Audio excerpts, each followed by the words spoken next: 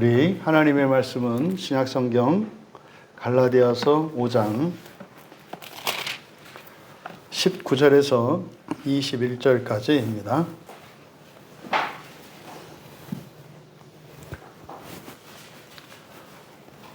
신약성경 308쪽입니다. 우리 같이 함께 읽겠습니다.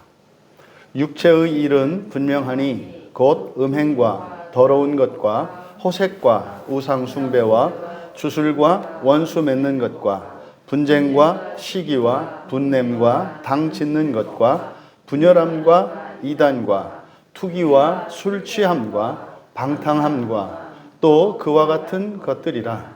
전에 너희에게 경계한 것 같이 경계하노니 이런 일을 하는 자들은 하나님의 나라를 유업으로 받지 못할 것이요. 아멘. 육체의 일이라는 제목으로 말씀의 은혜를 나누고자 합니다. 본문의 말씀을 우리가 읽으면서 정말 오늘날 우리들이 알고 있는 기독교 신앙, 그리고 교회 안에 있는 많은 신자들의 그 신앙이 얼마나 세속화되었고, 세속화되었다는 것은 이렇게 나쁘다는 뜻이 아닙니다. 너무 이 세상에만 우리의 관심이 집중되어 있다는 것을 말해요. 어떻게 우리가 이 세상을 살아가는데 이 세상과 상관없이 살 수 있겠습니까? 그것은 성경에서 가르치는 바가 아닙니다. 우리는 분명 이 세상을 살기 때문에 이 세상의 즐거움과 만족, 또 행복과 기쁨, 영광, 이것을 추구하는 것은 자연스럽습니다. 하지만 지나치게 세속화되었다라고 하는 것은 마치 이 세상이 모든 세상인 것처럼 착각하는 것을 말하는 거예요. 그러니까 오늘날 사실상 이것이 오늘날 기독교라기보다는 2000년 교회의 역사 속에서 끊임없이 교회의 아주 가장 강력한 도전은 바로 이 세속화입니다. 이것을 한 개인에게 적용을 하면 나의 일신상에 일어나는 내 몸과 나의 삶에 일어나는 여러 가지 불편과 어려움과 제한들, 그것이 마치 그것을 해결하기 위한 것이 우리의 신앙인 것처럼 착각하는 것이고, 좀 더 확장시켜서 관계 속에 있는, 나와 친밀한 관계 속에 있는 이들의 삶까지 확장시켜 나가는, 기껏해야 이 세상, 하늘 아래 이 세상에 살아가는 것을 궁극의 목적으로 삼는 이것이 세속화의 핵심입니다. 여러분들이 오늘 죽어도 여한이 없는 것은 여러분들에게 하나님 나라의 영광이 주어져 있기 때문입니다. 그런데 바울 사도께서는 오늘 말씀을 통해서 그것은 모든 그리스도인이 주어진 그 기회를 활용해서 모두 다 똑같이 그것을 얻을 수 있다고 말하지 않습니다. 또 그러면 어떤 그리스도인은 거기에 참여하는 자가 있고, 또 어떤 그리스도인은 거기에서 영원히 버려지고 박탈되는 자가 있다고도 말하지 않습니다. 그러니까 너무나 오랫동안 이 교회가 이 사탄 마귀의 말도 안 되는 속임에 속아서 끊임없이 여러 가지 주장과 주의들로 갈리고 찢기고, 정작 우리들이 추구해야 할 그 바른 목표는 잊어버린 채 그저 서로 힘겨루기를 하고 서로의 지식을 자랑하는, 또 서로의 행위를 자랑하는 이런 잘못된 행태가 우리 교회 안에 끊임없이 이루어져 왔습니다. 이 갈라디아서는 사실상 사도 바울의 복음의 핵심적인 내용들을 다 담고 있기 때문에 사실상 이렇게 압축된 형태로 되어 있어서 갈라디아서에 있는 이 참된 구원의 복음이 이제 앞으로 펼쳐지는 많은 사역과 또 바울의 서신 속에서 이제 풀어지고 해설이 되어집니다.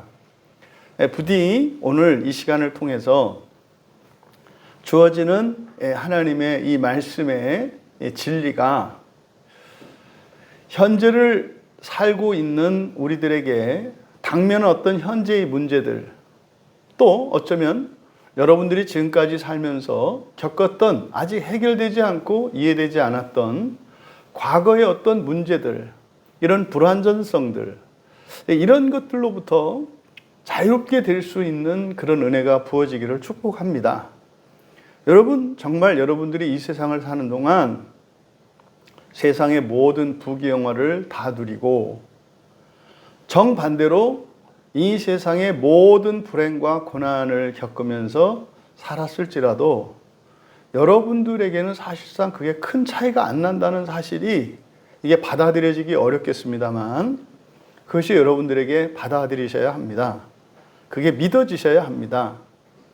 그래야 더 이상은 사단마귀의 꼬임에 그리고 육체의 연약함 때문에 정말 우리가 잃어버려서는 안 되는 근본적인 우리의 구원의 길에서 벗어나지 않을 수 있게 됩니다. 세상의 그 어떤 것으로 마귀가 여러분에게 유혹을 한다 할지라도 반대로 이 세상의 모든 악하고 고통스러운 것으로 여러분을 겁주고 위협한다 할지라도 결단코 그 구원의 길에서 벗어나지 않고 주춤거리지 않으며 뒤로 물러나지 않을 수 있는 우리 모두가 되기를 축복합니다. 오늘 말씀은 2주에 나누어서 이제 살펴볼 것인데 먼저 19절과 21절의 말씀을 21절에 하반절 중반 이후의 말씀을 가지고 오늘 함께 은혜를 나누려고 합니다.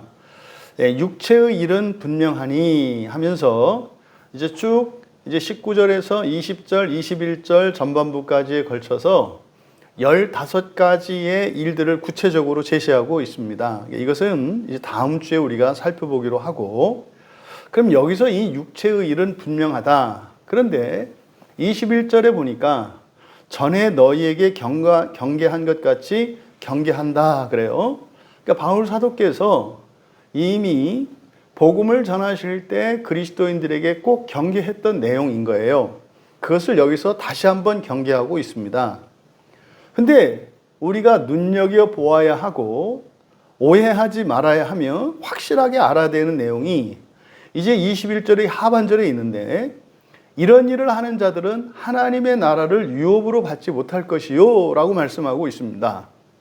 그러면 육체의 일이 무엇이며 또 바울 사도께서 과거에도 이전에 경계하였고 또 지금도 경계하고 있는, 그래서 어쩌면 2000년 교회의 역사 속에서 끊임없이 경계하고 있는 이 육체의 일에 대한 교훈, 그것이 핵심적으로 뭡니까?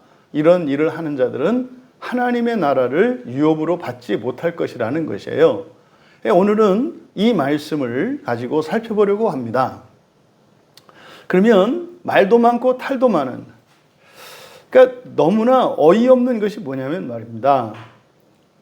성경에서는 구원에 대한 진리가 분명하고 확실하고 아주 간단하게 제시되어 있습니다. 너무나 간단하게. 그리고 아주 구체적으로 우리가 무엇을 해야 하는지, 또 우리가 무엇을 할 수 없는지, 그래서 우리가 이렇게 할 수 있는 것은 하고 할 수 없는 것에 대해서 하나님께 도움을 청하고, 그러면 하나님의 도우시는 그 은혜의 손길을 경험하면서 갈 수 있을 것이라고 성경은 분명히 얘기합니다. 그러니까 성경은요, 모르는 게 없어요. 모르는 게 없다고 하는 얘기가 성경에 있는 모든 진리를 안다는 것이 아니라 참된 구원, 하나님이 우리에게 주시려고 하는 그 참되고 완전한 그 구원에 대해서 가려져 있지 않다 이 말이에요. 너무나 선명하고 분명하게 되어 있고, 또 어떤 사람이라 할지라도 어떤 능력이나 어떤 조건 하에 있을지라도 그 누구도 그 완전한 구원을 받지 못할 사람이 없어요. 모두 다 받을 수 있어요. 그것을 성경은 분명히 제시하고 있거든요. 그런데 이것이 왜 이렇게 복잡하게 돼가지고 정말 많은 사람들로 하여금 예수 그리스도를 믿는 신앙 안에 있으면서도 왜 이렇게 방황하고 서로 다투며 말도 안 되는 이런 악습들이 교회 안에서 계속되고 있을까? 이 또한 하나님께서 우리에게 있는 이런 죄들을 드러내심으로써 하나님의 그 은혜와 사랑이 얼마나 큰 것인지를 알게 하는 결과론적인 측면도 있습니다만, 원인적으로는 이제 사탄 마귀에 열심히 그렇게 하는 것이고, 또 사탄 마귀에 속아서 하와가 에덴 동산에서 하나님께서 먹지 말도록 명하셨던 그 나무의 열매를 따먹는 그 일이 역사 속에서 계속 반복되고 있기 때문인 것을 우리가 기억해야 할 것입니다. 여러분, 정말 우리 광야교회를 통해서 마치 깨끗한 도화지 위에 낙서되어 있는 이런 거짓 복음들과 잘못되고 훼손되어진 이런 일들이 우리 광야교회를 통해서 광야교회가 지우개의 역할을 감당하면서 세상에 있는 이 모든 거짓과 끊겨 있는 것들을 온전하게 하고 더러운 것들을 지어내는 그 거룩한 사명에 참여할 수 있는 우리 교회가 되기를 바라고, 또 그 일의 기쁨으로 또 그 영광을 아는 우리 성도들 모두가 되기를 바랍니다. 먼저 19절의 시작은 그러나 라고 하는 접속사로 시작을 합니다. 우리말 성경에는 생략되어 있습니다만 바로 앞에 18절에 있는 내용과 상반되는 내용이기 때문이겠죠. 그러나 라고 한 것은 말입니다. 그러니까 18절의 내용이 뭡니까?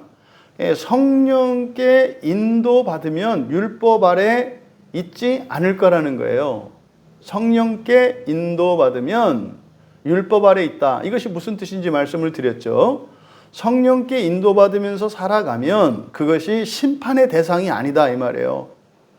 쉽게 얘기해서 여러분들이 성경 말씀을 절대적인 구원의 진리로 믿고 또 성경이 말씀하는 바 그것은 잘못된 것이다, 그것이 악한 것이다 라고 말씀했을 때 그것을 믿음으로 받아들이고 살아갈 때 여전히 똑같은 죄와 실수를 반복한다 할지라도 그것은 심판의 대상이 되지 않는다는 거예요.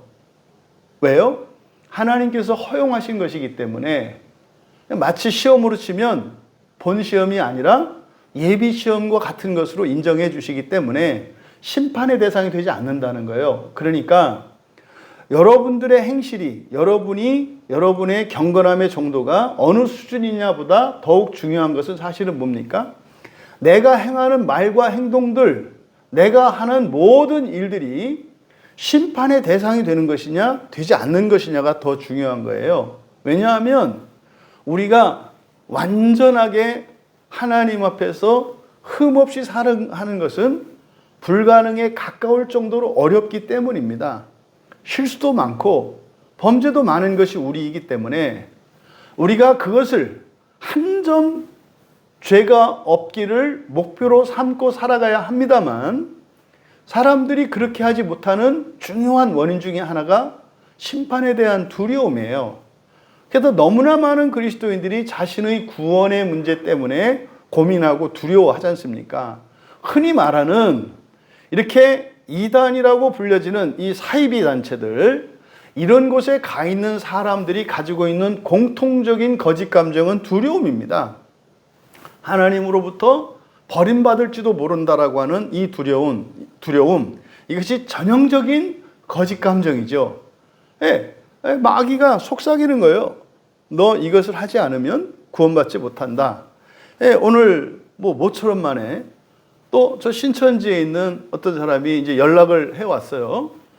이렇게 해가지고 계시록이 어쩌고 해서 쭉 얘기를 했더라고요. 그래서 진심으로 제가 답장을 이렇게 했어요.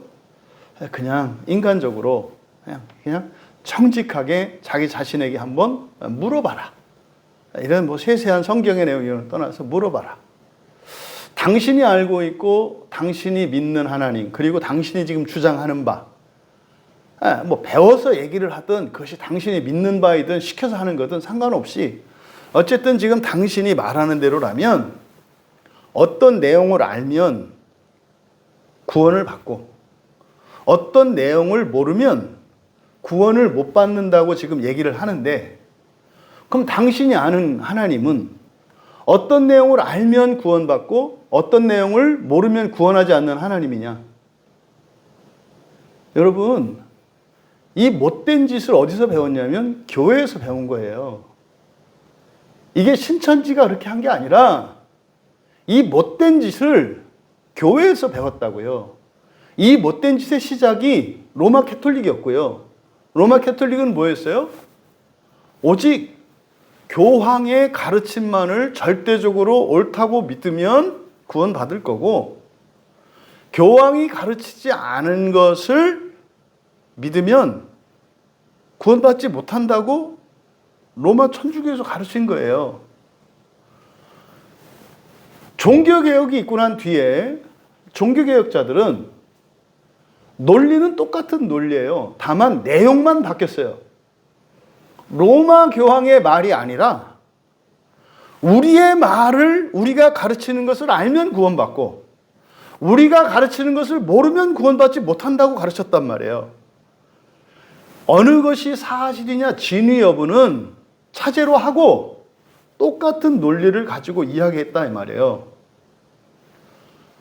이단으로 분류되는 사람들이 하는 말이 교회에서 똑같이 배운 거예요. 그러니까 뭐예요? 교회에서 가르치는 말 말고 우리가 가르치는 것을 알면 구원받고 우리가 가르치는 것을 믿지 않으면 저주받는다고 얘기하는 거예요. 달라졌어요? 그 내용의 진위 여부는 차제로 하는 거예요. 똑같은 논리예요, 여러분. 이게 여러분들은 이해되시죠? 이게요, 설명이 안 돼요. 그래서요, 타락했던 중세 교회가 저질렀던 온갖 살인과 약탈과 이런 착취하고 수탈하고 거짓과 탐욕들이 종교개혁 이후의 교회에서도 계속 나타나고요. 또 이 개신교회 안에서도 이런저런 교단으로 나뉘고 이런 주의 주장으로 나뉘었고, 심지어는 뭐 이렇게 말도 안 되는 자칭 예수라고 하고 예수님도 실패한 그 구원을 자기가 이루겠다고 나서는 이런 말도 안 되는 이런 해프닝이 그 내용이 진짜냐 가짜냐는 논외로 하고 똑같은 논리로 반복되고 있다 이 말이에요. 여러분, 무엇을 알면 구원받고 무엇을 모르면 구원받는다는 것이 이게 하나님의 은혜입니까? 그러니까요, 이단 사이비에 빠진 사람들이 특징이 뭐예요? 열심을 내잖아요. 그러니까 죽어라 하고 공부하고요. 죽어라 하고 재산을 팔아서 가난한 사람들 나눠주고요. 죽어라 하고 자기의 일은 도외시하고 이런 사회봉사나 이런 일들을 한다 이 말이에요. 여러분, 그게 성경에서 말하는 구원으로 여러분이 아십니까? 성경에서 말하는 구원이 그런 겁니까? 아니라니까요. 그러니까 되게 마음이 아픈 거예요. 지금 교회 안에 극복하지 못한 이 한계, 이거는 그냥 천주교, 개신교, 이단 이거 할 것 없이 이 세상에 계속되어 온 기독교라 불리는 모든 이들이 넘지 못한 한계라는 것을 다시 한번 깨닫게 돼요. 그 질문을 했다고요. 그 다음에 두 번째 질문이 그거죠. 그 구원의 진리를 무엇으로 믿고 있는가예요. 성경만을 유일한 구원의 진리로 믿습니까? 라고 물어본 거예요. 그리고 우리가 말하는 유일한, 절대적이고 유일한 기준으로서의 진리, 성경이거든요. 그때 말하는 성경은요, 헬라어로 쓰여진 신약 성경과 히브리어로 쓰여진 구약 성경이에요. 이거는 웨스트민스터 신앙 고백의 핵심이라니까요. 종교개혁의 핵심이라니까요. 그런데요, 신천지 같은 데 있는 사람들은 특히 그 잘못된 엉뚱한 말도 안 되는 이런 곳에 있는 사람들이 믿는 성경은 지금 이 개역 개정판이 아니라 요 앞에 있었던 개역 한글 성경을 절대적인 진리로 삼아요. 그래서 개역 한글판에 번역되어 있는 성경을 한 글자도 건드리면 안 된다. 이렇게 생각을 한다고요. 또 그 반대급부로 현재 일반 교회에서 사용하고 있는 성경책이 개역 개정판이니까 이 개역 개정판 한글 성경을 또 절대적으로 삼는 사람도 있고요. 또 한편으로는 영어 성경의 킹제임스 버전을 절대적인 기준으로 삼는 사람도 있고요. 그거를 우리말로 번역한 흠정역이라고 하는 이 성경을 기준으로 삼는 사람들이 있어요. 다 틀린 거예요. 우리나라의 목사님들의 대부분이 절대시하고 있는, 일반적으로 절대시하고 있는 성경책은 영어 성경책이에요. 이건 전형적인 미국 사대주의입니다. 영어 성경이 마치 진리인 것처럼 가르쳐요. 가장 심각하게 성경이 왜곡된 것이 영어 성경이라니까요. 영어 성경본이 70여 개 있어요. 그만큼 무슨 말입니까? 정확하지 않다는 뜻이에요. 여러분, 기존 교회, 지금 교회에 있는 목사님들이 하는 얘기나 그런 신천지 같은 데서 하는 사람들의 공통적인 말이 뭔지 아세요? 헬라어 성경을 너무 얘기하지 말라고 말해요. 구약의 히브리어 성경을 너무 얘기하지 말라 그래요. 여러분, 뭐가 다릅니까? 뭐가 달라요? 신천지나 이 자칭 정통이라고 하는 목사들이나 뭐가 달라요? 제 눈에는 똑같이 보이거든요. 아니, 하나님이 주신, 하나님이 선택한 그 언어인 헬라어와 히브리어의 하나님의 선택을 절대시하는 게 아니라, 아니 오히려 그거를 얘기하지 말라고 하는, 똑같아요. 그러니까요, 지금 이단 사이비에 있는 사람들이 하는 말들은 그 사람들이 만들어낸 이야기가 아니라 다 기존 교회의 목회자들로부터 배운 이야기를 가지고 기존 목회자들이 설명해내지 못하는 부분들을 자의적으로 설명을 해낸 것 뿐이에요. 그러니까 근본 원리에 있어서는 제 눈에는 똑같이 보인다. 여러분, 오늘 성경에서 하나님 나라를 위협으로 받지 못한다는 말, 그리고 육체의 일이 분명하다는 말, 이것은 경계하는 말이라는 이 세 가지, 이 말씀 속에 사실상 2000년 교회의 이런 실수와 잘못들의 원인이 이 안에 다 들어가 있어요. 그러니까 너무나 간단한 거예요, 원인이. 부디 오늘 이 말씀을 통해서 그런 역사의 또 이 시대의 자식된 우리들로서 우리들 안에도 그 유전자가 있고 그런 사고방식과 가치관들이 있다는 것을 인정하고 최소한 오늘 이 자리에 참여한 여러분들만큼이라도 그런 과거의 아집과 목매로부터 벗어날 수 있는 은혜가 부어지기를 바랍니다. 그러면 기독교 전체와 한국 기독교, 우리 주변에 있는 모든 그리스도인들에게 소망이 있는 거예요.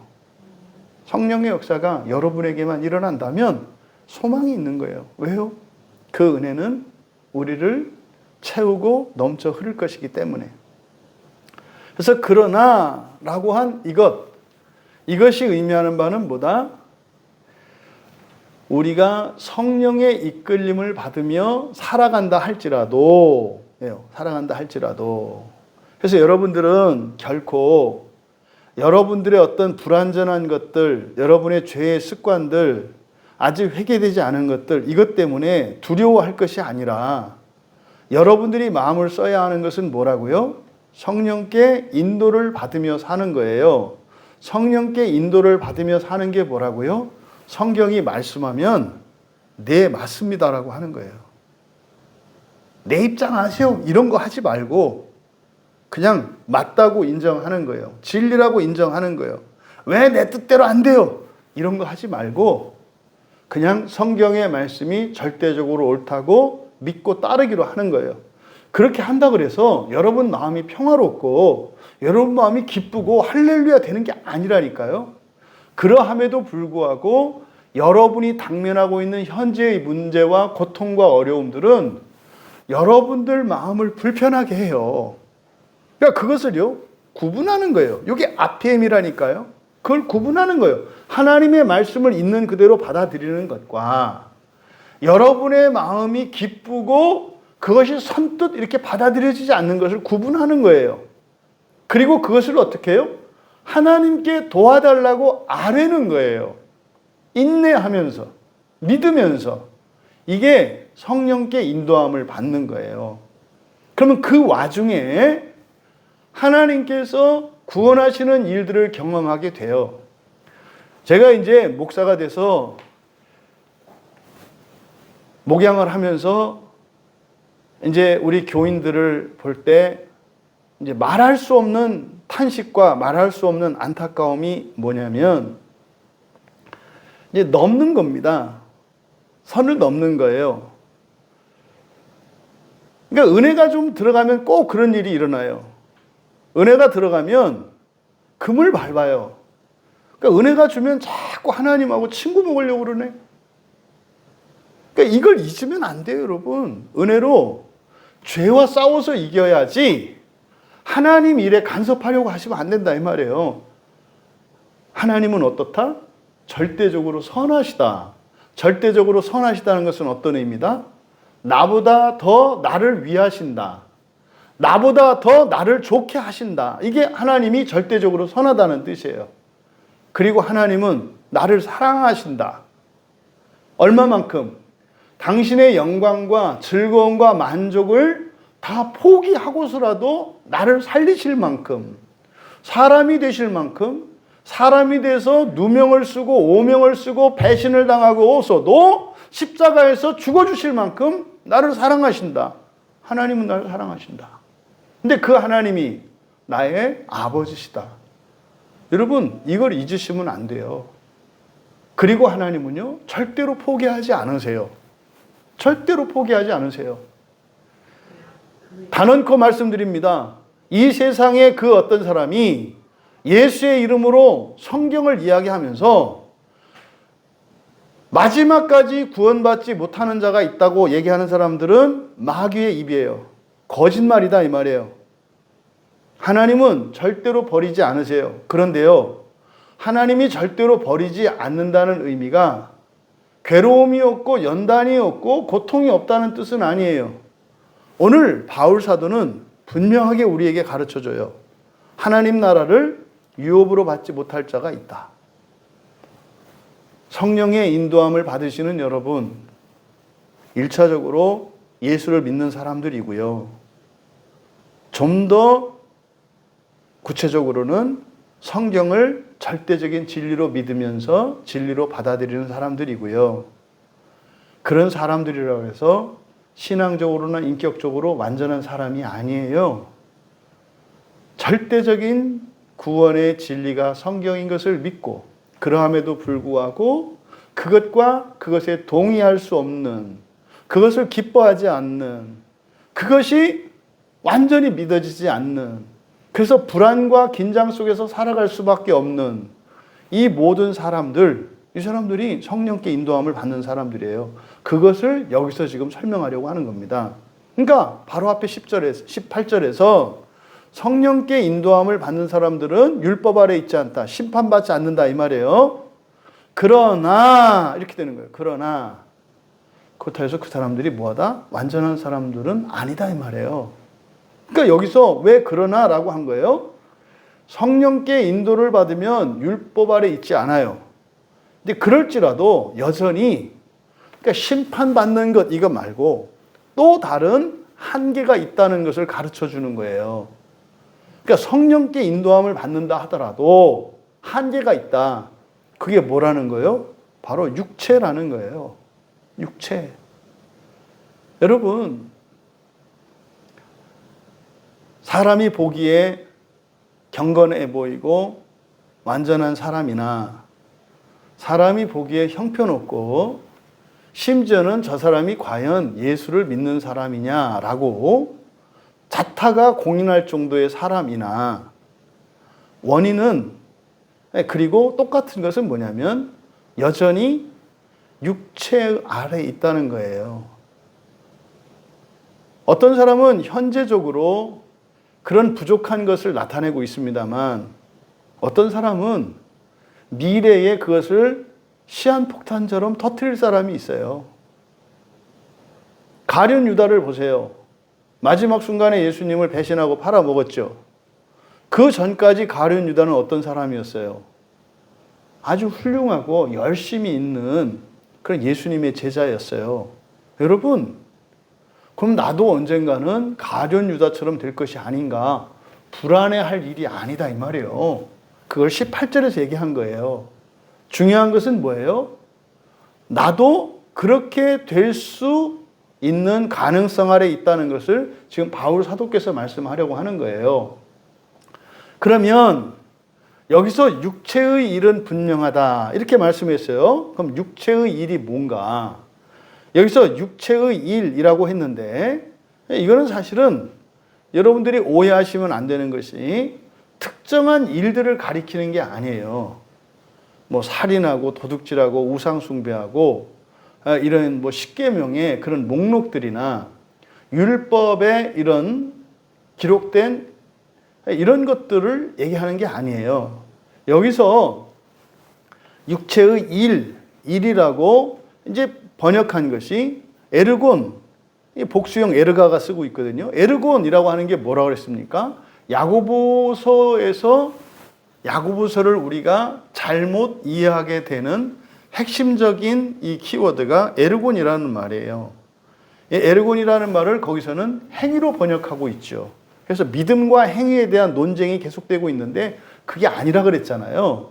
그래서 에르곤은 일이라고 번역될 수 있고 또 사실은 일이라기보다는 일은 뭡니까? 어떤 작용의 결과물을 말하는 거죠. 그래서 이 에르곤이라고 하는 보다 근본적인 의미는 작용이에요. 작용.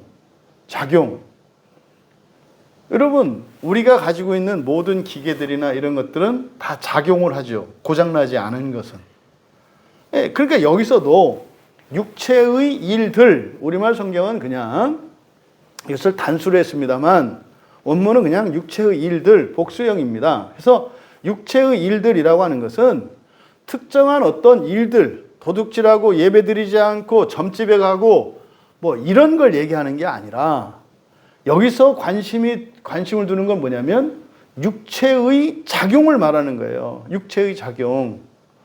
그러니까 여기서 이 육체라고 하는 이 사르스가 의미하는 것은 뭡니까? 사람의 죄된 육체를 가리킬 때 이 사르스라고 하는 말을 쓰는데 사람이 하나님 말씀에 불순종한 이후에 사람에게 어떤 변화가 일어났어요. 그것을 사르스라고 얘기를 합니다. 그러니까 이 사르스라고 하는 것은 우리들이 일상을 통해서도 경험을 하죠. 뭔가를 한번 죄를 지어본 사람은 그 사람의 기억 속에 죄를 지었던 기억이 있거든요. 그래서 또다시 죄를 지을 가능성을 가지게 돼요. 그러니까 그런 죄를 지을 수 있는 가능성을 가진 사람을 나타낼 때 이 육체라고 한다 이 말이에요. 사르스라고 해요. 그럼 여러분, 원래 사람은요, 완전하게 되기 위해서 선을 도모하면서 살아야 되죠. 무슨 말이냐면 그냥 잘 되고 행복하기 위해서 살아야 되잖아요. 이익이 되고 나에게 기쁨이 되고 보람이 되고 만족을 줄 수 있도록 인생을 살아야 하잖아요. 그런데요, 오히려 악을 도모해요. 자기의 명예를 더럽히고요. 자기의 건강을 해치고요. 자기의 행복을 불행으로 바꾸면서 살아간다 이 말이에요. 이것을 육체의 작용이라고 말하는 거예요. 그러니까 어떤 도덕적으로 악한 일, 법적으로 범죄되는 일, 성경적으로 율법을 어기는 일, 이걸 말하는 게 아니라 우리라는 존재, 사람이라고 하는 존재, 타락한 이후에 사람이라고 하는 존재는 어떤 작용을 한다 이 말이에요. 어떤 힘이 있단 말이에요. 작용력이 있다 이 말이에요. 어떤 힘? 망가뜨리려고 하는 힘이 있다. 이것을 육체의 작용이라고 말한 거예요. 그러니까 성령의 이끌림을 받는 사람이라 할지라도 성령의 이끌림을 받으면서도 우리의 육체가, 그러니까 내가 자신이 어떻게 할 수 있다는 거예요? 그거를 거부하고 오히려 그걸 불순종하고 악한 길로 갈 수 있는 어떤 힘이 우리 안에 내재되어 있다고 이야기를 하는 거예요.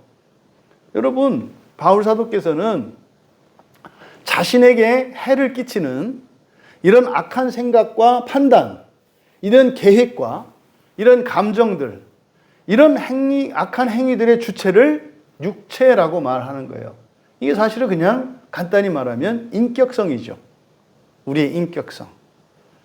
우리의 전 인격성 자체가 어떤 작용력을 가지는데 선한 작용이 아니라 악한 작용을 한다는 거예요. 이것을 육체의 작용들이라고 얘기한 거다. 그러니까 지금 우리말 성경에 육체의 일이라기보다는 육체의 작용들이라고 번역을 해야 이게 적절한 번역이다.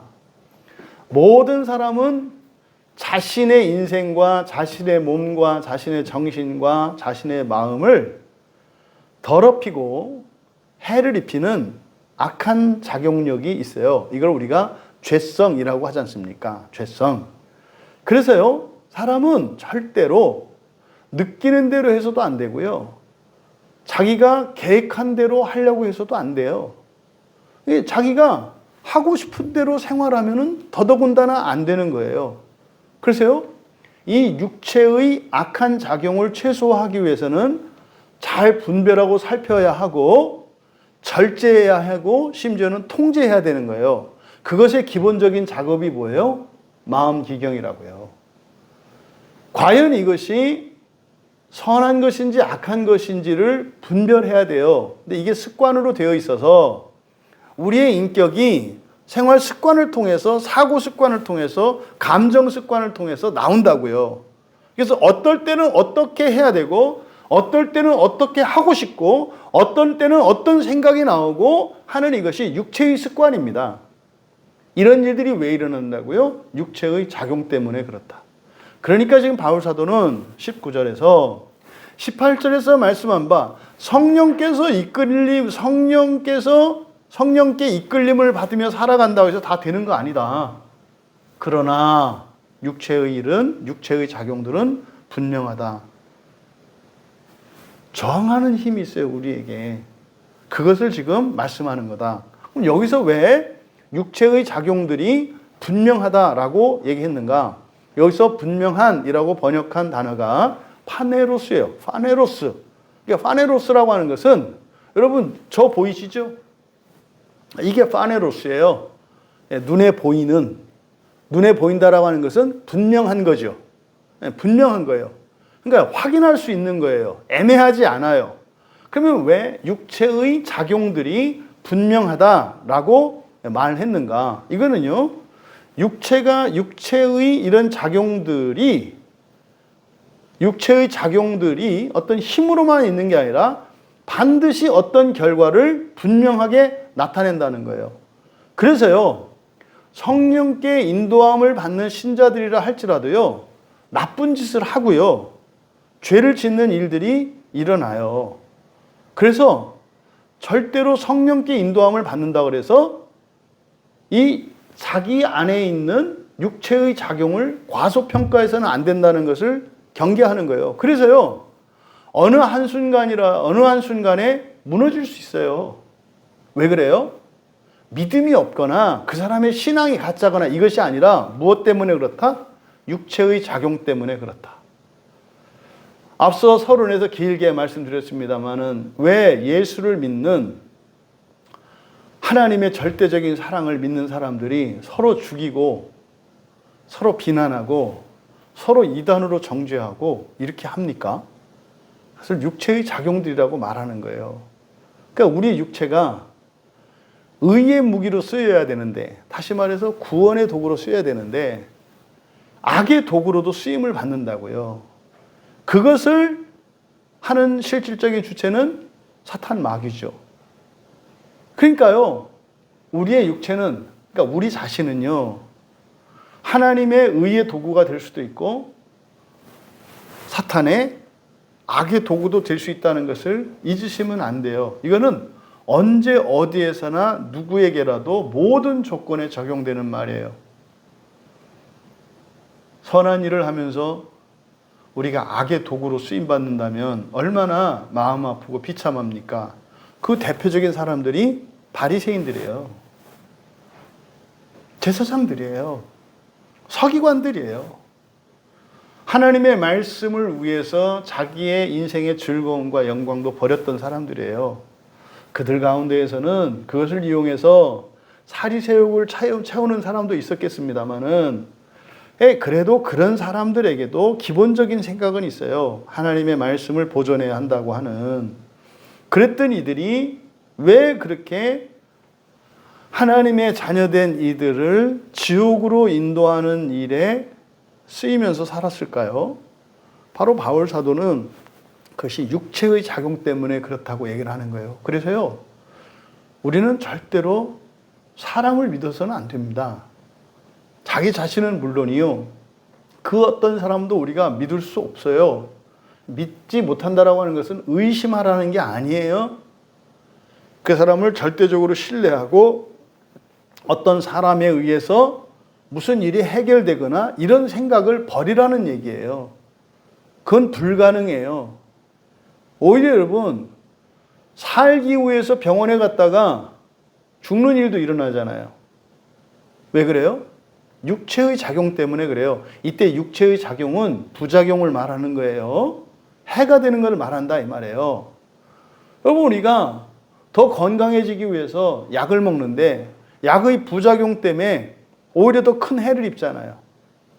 우리가 건강해지기 위해서 운동을 하는데 잘못해가지고 운동을 잘못해서 그것 때문에 몸이 병이 나잖아요. 우리가 얼마 전에 지난주에 연화도에 이 전도 여행을 다녀왔습니다만 그것 때문에 오히려 사람을 죽일 수도 있는 거예요. 우리 자신도 죽일 수 있는 거예요. 잘 해놓고 나서 그 은혜로 육체의 작용들이 뭔지를 모르고 속아서 넘어가게 되면은 그때 받은 은혜 때문에 오히려 그 은혜로 자기를 죽이는 이런 일들이 일어날 수 있다고 말하는 거예요. 우리의 믿음의 대상은 오직 예수 그리스도 한 분이신 것을 잊으시면 안 돼요. 우리의 구원은 오직 예수 그리스도로 말미암아서만 온다는 것을 잊으시면 안 돼요. 이 세상의 어느 누구도, 이 세상의 그 무엇도 우리의 구원을 위해서 존재하는 것은 없어요. 성경도 마찬가지예요. 보세요. 성경 때문에 얼마나 많은 사람들이 죽어요. 그렇지 않아요? 성경 때문에 구원을 얻고 성경 때문에 살아나는데요. 성경 때문에 얼마나 많은 사람들이 죽냐고요. 역사 속에서. 이 세상에 있는 모든 것은 다 수단입니다. 근데 이런 수단들을 사용하는 게 사람인데 이 사람은 육체의 작용력이 있는, 다시 말해서 거룩하고 선하고 의로운 이런 도구들조차도 악하게 사용할 수 있는 것이 인간이라고 하는 사실을 잊어서는 안 된다. 이것을 지금 뭐라고 한 거예요? 육체의 작용들은 분명하다. 그래서요, 이 육체의 부작용을 과소평가해서는 절대로 안 된다. 두려워할 필요도 없어요. 두려워할 필요도 없다고요. 하지만 절대로 과소평가해서 안 된다. 여러분들이 신앙생활할 때 지나치게 안심하거나 지나치게 두려워하는 양극단이 있습니다. 그 중간 사이길이 있어요. 마치 우리 몸속에 많은 혈관이 있는 것처럼 혈관을 따고 피가 흘러야지 혈관을 뛰쳐나오면 이 피가 이게 이제 심각한 문제를 일으키는 거예요. 그래서 우리가 염려할 게 없다. 왜? 앞에 18절에서 말했잖아요. 그러면 내가 잘못하면 어떡하지? 염려할 필요 없다. 왜요? 성령께 인도함을 받으면 뭐한다? 율법 아래 있지 않다. 그러니까요. 성령께 인도함을 받아. 다시 말해서 성령께 하나님 말씀을 절대적인 진리로 믿고 하나님을 의지하고 그렇게 살아가면 설사 혈관에서 피가 새어난다 할지라도 그 피는 몸에 해를 끼치는 게 아니라 오히려 그게 유익이 될 거라고 말하는 거예요. 이것이 여러분에게 감정적으로 이렇게 전달될 수 있기를 바랍니다. 이어서 전에 이제 21절의 하반절에 전에 너희에게 경계한 것 같이 경계하노니, 그러니까 여기서 경계하다라고 하는 말에 프로레고라는 말을 써요. 프로레고. 그러니까 프로는 앞서서, 이전에, 먼저 이런 뜻이죠. 프로레고. 그러니까요, 미리 말하다, 먼저 말하다 이런 뜻이에요. 프로레고. 그러니까 여러분들이 이제 하는 거, 누구한테 뭘 시켰어요? 근데 그렇게 하지 않았어요. 그때 뭐라 그래요? 아니, 이거 조심하라고 미리 말했잖아. 이게 프로레고예요, 프로레고. 응?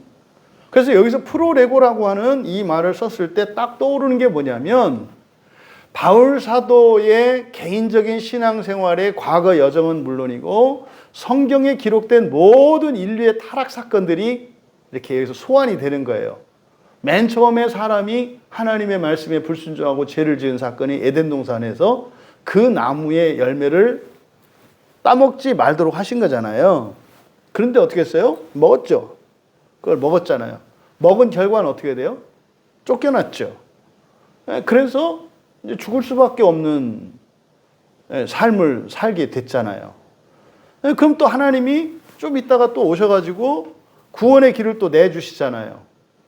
그러면요, 항상 하나님의 구원의 방식은 가르쳐줘요. 앞으로 일어날 일을. 제발 점쟁이 말만 믿지 말고 하나님의 말씀도 좀 믿어라. 너 그렇게 하면 망해. 너 그렇게 하면 죽어. 성경이 다 예언이에요. 그러니까 여러분들이 그렇게 이렇게 권장할 일은 아닙니다만, 답답한 일 있으면 그냥 이렇게 점괘 꼽으세요. 이렇게 그냥 이렇게 펴서 이렇게 봐. 점괘가 안 나와. 다시 펴.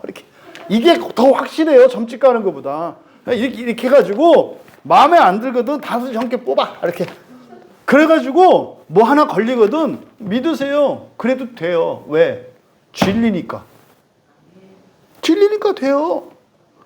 그리고 경고의 말씀이든 축복의 말씀이든 괜찮으니까 그 말씀을 믿고 따라가세요. 그럼 된다니까요. 차라리. 그런데요, 지금 여기서 왜 프로레고라고 얘기했어요? 전에 너에게 경계한 것 같이. 그러니까 뭐요? 한 얘기 또 한다는 얘기잖아요. 그게 무슨 말이에요? 하지 말라고 했는데 하고 있다는 얘기죠. 그러니까 이게 에덴 동산에서 일어났던 일이고요. 구약의 이스라엘 백성들이 끊임없이 반복했던 불순종과 범죄를 얘기하는 거죠. 그러니까 유대인들은 초대교회 그리스도인들의 대부분은 유대인들이란 말이에요.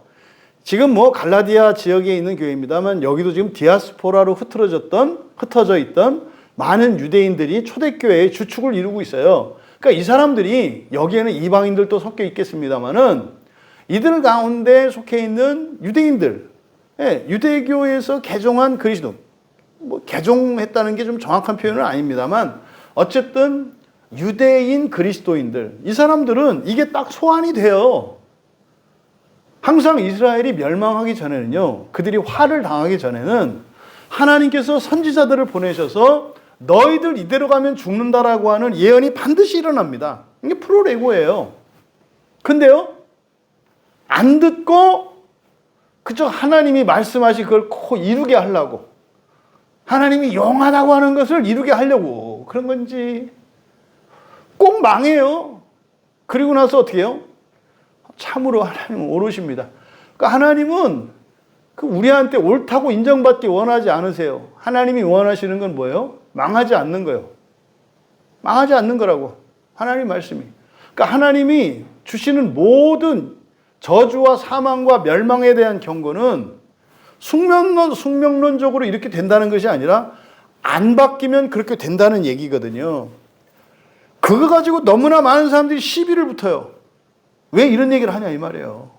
왜 이런 얘기를 해서 내 앞길, 그거는 하나님이 그렇게 할 거라고 예언하신 게 아니라 이대로 살면 결과가 무엇인지를 미리 알려주는 거라니까요. 오답을 알려주는 거예요. 그렇게 하면 너 오답이야. 그런데요, 너무나 많은 사람들이 하나님이 그렇게 말했기 때문에 이렇게 됐다라고 하는 숙명론적인 사고를 가져요. 여러분, 성경에 있는 모든 저주와 멸망에 대한 예언들은 여러분과 상관없는 것이 되기를 축복합니다. 그리고 우리의 힘으로는 할 수 없는데 예수 그리스도께서 십자가에서 죽어주심으로 성령을 우리 안에 보내주심으로 18절에서 이야기한 것 같이 더 이상은 율법 아래 있지 않게 하셨기 때문에 모든 멸망에서 벗어날 수가 있게 되었다고요. 그러니까 그 구원의 소망을 두고 기뻐하며 감사해야 될 일이지. 그러니까 뭐요? 그런 불만을 갖고 있고 그런 두려움을 갖는 사람들은 이게 다 가짜고요. 사실은 그 사람이 그런 감정이 유발되는 원인이 뭐예요? 나는 절대로 안 변하고 이대로 살겠다고 하는 확고한 의지가 있기 때문에 그래요. 잘못된 의지죠. 난 내 마음대로 살고 싶다. 난 이대로 살고 싶다. 그럼 그렇게 살면 반드시 망한다니까요. 근데 이게 싫어. 싫다는 건 뭐예요? 나는 만족스럽다는 거. 이게 뭡니까? 내가 의롭다고 하는 자기인식이에요. 나는 변할 필요 없어. 나는 구원이 필요 없어. 반드시 알게 된다는 거예요. 여러분, 이 모든 저주와 사망의 권세와 정말로 여러분과 상관이 없길 바라요. 이거를 지금 바울 사도가 미리 경고했다. 지금 이런 일들이 일어날 것에 대해서 이미 바울 사도께서 미리 말씀하셨다고요. 그러니까 여러분, 여기서 이 말씀을 하는 이유가 뭘까요? 지금 바울 사도께서 갈라디아 교회 교인들에게 이 말을 한 것은 뭐예요? 이미 먼저 말했던 것을 다시 말한다고 함으로써 이전에 범죄하였고 이전에 실수했던 것보다 너희들이 더 미련하고 어리석은 것임을 가르쳐 주는 거죠. 그렇지 않아요? 근데 몰라서 맨 처음에 이렇게 위험에 빠지는 경우 있잖아요. 몰라서. 그런데 그걸 알려줬어. 저거 밟으면 다리 부러져.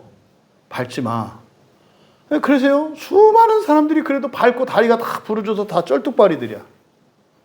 그래서 보여줬어, 이제는. 말뿐만 아니라 그렇게 하면 된다고 하는 증인들이 있어. 그런데 어떻게 해요? 또 밟아. 야, 그러니까 어쩌면 이렇게 사람들이 똑같은 사망의 길을 갈까? 이것을 바울 사도께서는 뭐라고 하는 거예요? 이게 뭐다? 육체의 작용이라고 말하는 거예요. 우리에게는 우리를 망가뜨리고 우리를 해롭게 하려고 하는 육체의 작용이 강력하게 작용한다는 사실을 잊으시면 안 돼요. 그러면 미리 말한 것 같이. 그래서요, 이거는 사실 뭡니까? 또 하나, 그런 어리석음, 더 어리석은 것이고 더 미련한 거다라고 하는 의미도 있고, 또 하나는 뭡니까? 이게 뭐예요? 신자의 한계라고 말하는 거예요.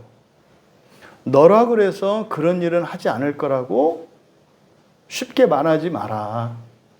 과거에 그런 일을 저지른 사람들은 특별히 미련하고 악한 사람이고, 너는 그렇게까지는 미련하지 않고 너는 그렇게까지 악한 사람이라고 착각하지 말라고 하는 경고도 이 안에 있는 거예요. 왜요? 이게 한계니까.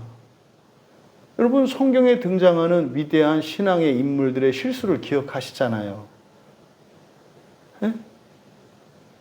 다윗과 같이 하나님의 말씀에 순종하고 하나님을 사랑하고 하나님의 말씀을 따라 살았던 사람도 많지 않아요. 근데요, 인간적으로 비교하면 다윗의 정말 발톱 밑에 때만큼도 안 될 우리들도 저지르지 않을 죄를 저지르잖아요. 여러분, 인간이라면 가지고 있는 그 한계가 있어요.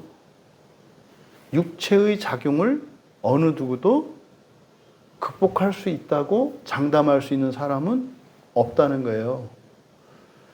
그러니까 이미 그것이 알려졌다 한다 할지라도 또 그것을 깨닫고 각성했고 주의를 기울인다 할지라도 우리 육체의 한계 때문에 거기에서 어느 누구도 자유롭지 못하는 사실을 우리가 알아야 해요. 그래서요, 겸손해야 되는 거예요. 그래서 더 높아지면 높아질수록 더 겸손해야 되는 거고요. 은혜가 충만하면 충만할수록 더 떨고 조심해야 되는 거예요. 왜요? 그 힘들이 커지면 그 육체의 작용력도 함께 커지니까. 이거를 잊으시면 안 돼요. 그래서 지금 이 말씀을 하시는 바울 사도께서는요, 그 수많은 우리의 믿음의 선조들의 실패, 그 한계를 뛰어넘기를 바라는 기대가 있고, 또 한편으로는요, 실패에 대한 염려라고 하는 이 긴장감이 있는 거예요. 저도 마찬가지죠. 이렇게 하나님의 말씀을 전하는 이들에게는 항상 이 두 마음이 있다고요. 여러분, 우리는 바울 사도의 이 참된 구원의 진리를 바로 알게 되었으니 우리의 이전의 신앙의 선배들이 또 동시대를 살아가는 많은 그리스도인들이 저지르는 어리석음을 범하지 맙시다. 여기는 그래서요, 거기서 벗어날 수 있는 가능성이 있어요, 우리에게는. 그런데 또 한편으로는 뭐예요? 그럼에도 불구하고 너무나 많은 사람들이 그 자리에서 넘어질 수밖에 없는 육체의 작용이 있기 때문에 어떤 사람은 용기가 없어서, 어떤 사람은 잘못된 사랑 때문에, 어떤 사람들은 우리의 인격 작용 가운데 어느 한 영역 때문에 다 넘어지는 거예요, 알면서도. 그래서 이 마음이 모든 설교자들에게는 다 있죠. 끝으로 세 번째, 이런 일들을 하는 자들은 하나님의 나라를 유업으로 받지 못할 것이요. 더욱더 정말 이렇게 이제 사명감을 가지게 되고, 안타까운 마음이 있죠. 여기서 이런 일들을 하는 자들 할 때, 여기서 하다라고 하는 번역된 여기에 사용된 말이 프라소라는 말이에요. 프라소. 영어의 프랙틱스 이거죠. 실행하다, 실습하다, 실천하다. 프랙티스. 이 프라소거든요. 프라소라는 말이 여기에 사용되고 있어요. 그래서 이 프라소가 의미하는 바는 어떤 실천을 말하거든요. 어떤 행위를 말해요.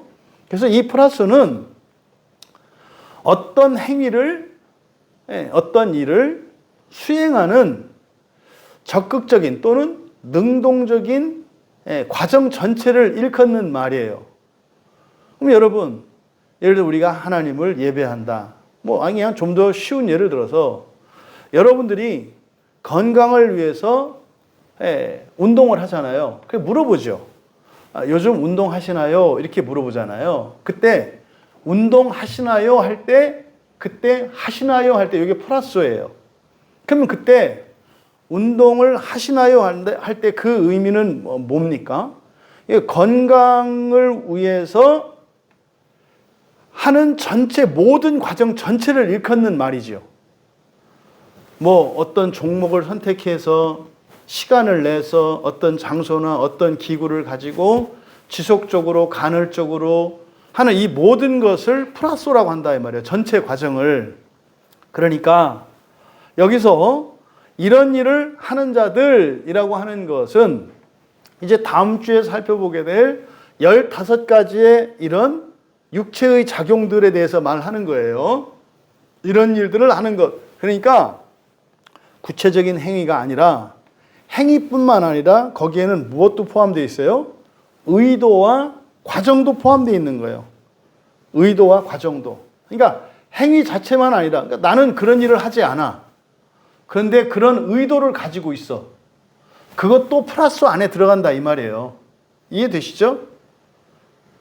또 그런 행위는 있는데 나는 그런 의도는 없었어. 그것도 거기에 포함되는 거예요. 이 플러스라고 하는 말은 그런 의도를 가지고 있거나 또 그런 실천을 하고 있거나 그런 계획을 하거나 그런 감정들을 가지고 있는 전체를 나타내는 말이에요. 그래서 굉장히 광범위한 말이에요.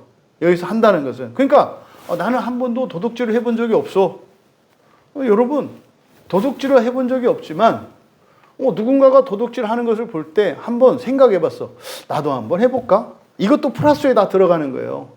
의도나 계획이나 생각이나 이 모든 게 포함되어 있는 거기 때문에. 게다가 여기서는 이 플러스를 현재 분사로 쓰고 있어요. 현재 분사. 그러니까 뭡니까? 이런 구체적인 실천이나 계획이나 이런 의도들, 이것 어느 것 모두 다 포함이 되는데 이게 현재 분사예요. 현재 분사니까 뭡니까? 지속되는 거죠. 그 생각, 그 행동을 계속 하는 것을 말해요. 그러니까 범위에 있어서는 굉장히 넓은데 현재 분사형을 씀으로써 숨통이 트이는 거예요. 이거 뭡니까? 그것이 나쁘다는 것을, 악하다는 것을 알고 그것을 싫어하고 멀어지려고 하는 시도와 실천과 이런 게 있어. 그러면 현재 분사는 아니죠. 그러니까 여기서 이런 일을 하는 자들이라고 할 때 플러스를 씀으로써 단지 그런 실천이 있는 것만을 말하는 게 아니라 그런 의도가 있는 것까지도 포함하는 굉장히 광범위한 의미인데 현재 분사형을 씀으로써 그것이 지속되는 것으로 한정하고 있다 이 말이에요. 그러니까 내가 도둑질을 해요. 습관적으로. 예를 들어서. 근데 이것이 죄라는 것을 깨닫고 그리고 싫어해. 하고 싶지 않아. 그래서 안 하려고 노력한다고요. 근데 어느 날 보니까 내가 너무 잘해서 집에 와보면 주머니에 막 들어가 있네. 근데 이것 때문에 괴로워해요. 그럼 이거는 현재 분사형이 아니다 이 말이에요. 이해되세요? 위로 삼으라는 게 아니에요. 그러니까 그것을 회개하려고 하는 시도와 실천과 그 있는 것은 배제하고 있다 이 말이에요. 그래서 여기서 이런 일을 하는 자들이라고 하는 것은 한마디로 말하면 회개하려 하지 않는 자들을 말해요. 회개하려 하지 않는 자들. 그럼 여기서 회개하려 하지 않는다는 것은 뭐라고요? 여러분들이 구체적으로 회개해야 되겠다고 생각하지 않는 모든 것이 회개하지 않는 거예요. 그러니까 회개하지 않는 자들입니다. 그러니까요. 그럼 이 사람들이 누굽니까? 구원받지 못할 사람들인가요? 아니라니까요. 바로 앞에 지금 이 19절에서 21절 이어지는 내용들은 18절에 이어지는 거라고요. 18절이 뭐예요? 성령께 인도함을 받는 사람들이잖아요. 이 사람들은 성령께 이끌림을 받지 못하는 사람들이 아니에요. 이 사람들은 누구예요? 예수를 믿는 사람들이고요. 예수님의 영인 성령이 거해서 성령께 인도를 받으면서 살아가는 사람들이에요. 그럼 이 사람들은 구원받지 못할 사람들일까요? 여기에 지금 심각한 문제가 있는 거예요. 아까 제가 잠깐 신천지 그 사람한테 연락 온 얘기를 말씀드렸습니다만 성경에 있는 뭐를 모르면 구원받지 못한다. 또 성경의 내용을 내가 아는 것처럼 알고 있지 못하면 구원받지 못한다. 이 말도 안 되는 소리를 하고 있잖아요. 어떻게 이런 진짜 말도 안 되는 이런 일들이 교회 안에 계속되고 있는지 여러분 그거 아십니까? 이제 나중에 이제 한번 또 얘기할 기회가 있겠습니다만은 지옥에서도요, 불교에서도요, 지옥에 있는 사람들을 구원하는 길이 있어요. 불교도. 네? 그러니까요, 죽은 사람도 구원받을 길이 있고요, 지옥에 가 있는 사람도 구원받을 길이 있어요. 그러니까 불교에서도 물론 이제 그 구원이 참 허무한데 결국 나중에 해탈해서 윤회에서 벗어나서 없어지는 게 이제 구원이어서 참 황당하기는 한데, 근데 어쨌든 그 사람들이 이야기하는, 그 사람들이 불교에서 가지고 있는 우리식으로 말하면 어떤 구원관에 포기를 않는다고요. 그래서 뭐예요? 윤회라는 게 있는 거예요. 어떻게 해서든지 뺑뺑뺑뺑뺑 돌려서라도 뭐 하려고 하는 의도가 있어요? 구원하려고 하는 의도가 있어요. 그래서 심지어 정말 그 아수라, 악귀들에게 잡혀서 그냥 지옥에 떨어졌을지라도 구원하기를 기뻐하는, 그게 지장보살이에요. 불교에서 말하는 이런저런 보살들 있잖아요. 그러니까 여러 가지, 뭐 관세음 보살, 뭐 이런 보살들 있잖아요. 이 보살이 우리식으로 얘기하면 그리스도인이에요, 그리스도인.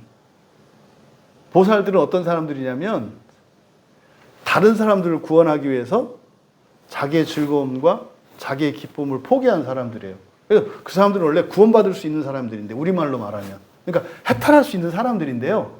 해탈 안 하는 거예요. 왜? 아직 구원받지 못한 사람 때문에. 이게 바울 사도의 말이죠. 내 민족을 구원하기 위해서 내가 지옥에 떨어질지라도, 그리고 나로서는 내가 지금 당장 죽어서 죽는 게 나한테는 좋지만 내가 살아있는 이유는 뭐다? 아직 구원받지 못한 내 민족들을, 이거를 불교 용어로 보살이라고 하는 거예요.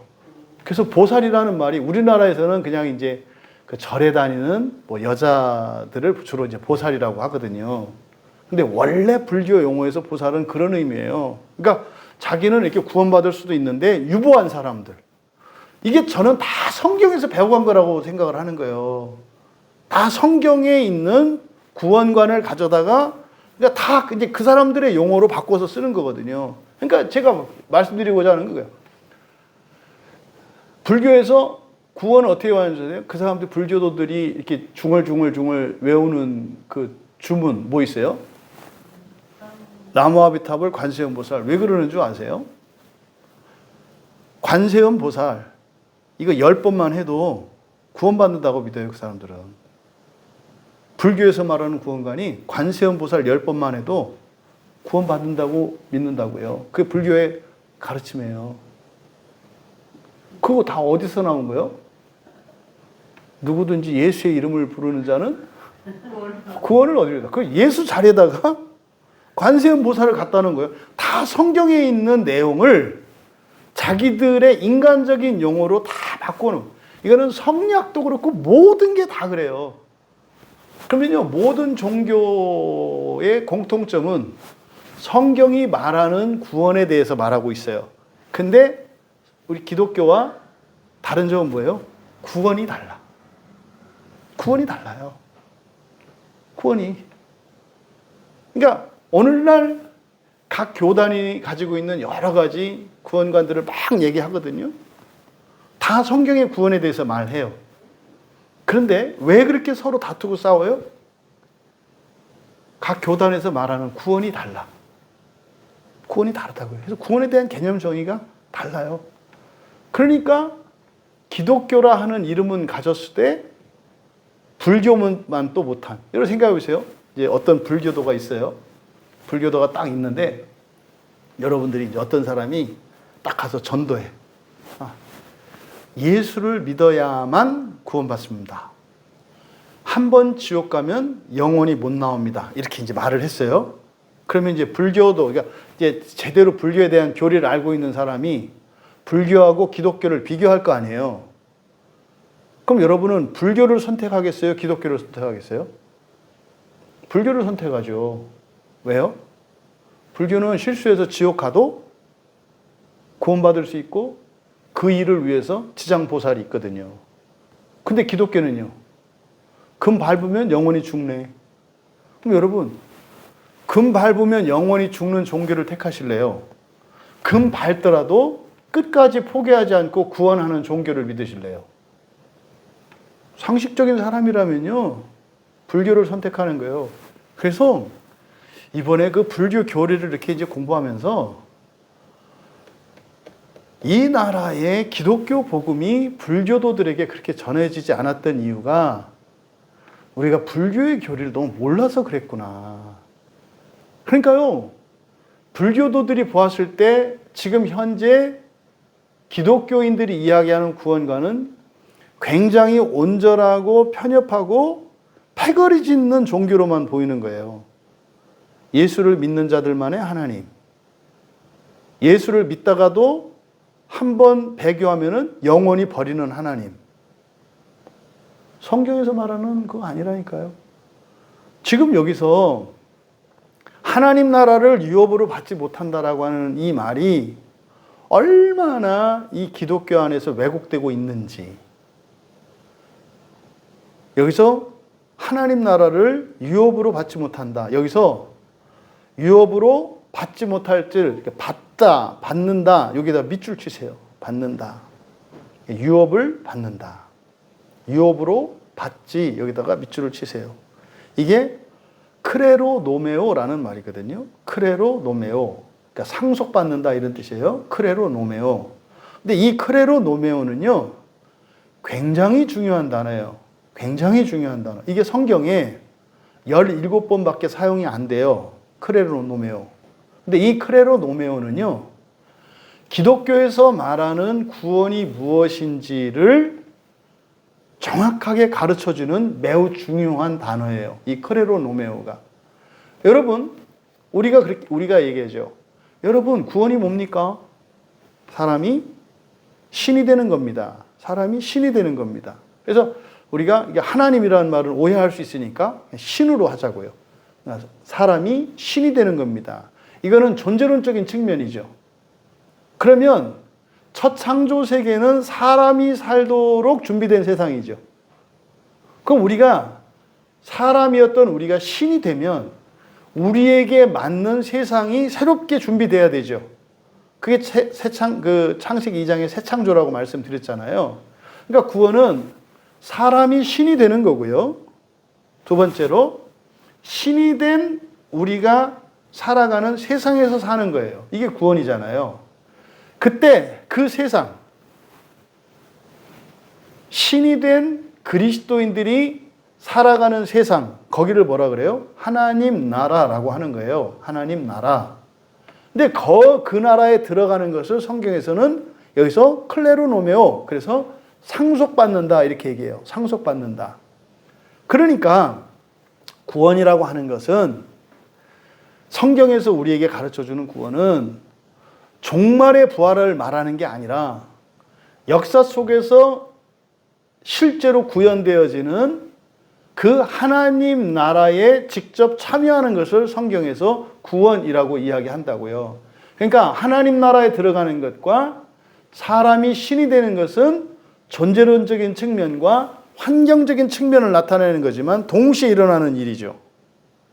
그러면 여기서 이 클레로 노메오라고 하는 말에서 우리가 많은 교훈들을 얻어낼 수가 있어요. 이 클레로 노메오는 그런 거거든요.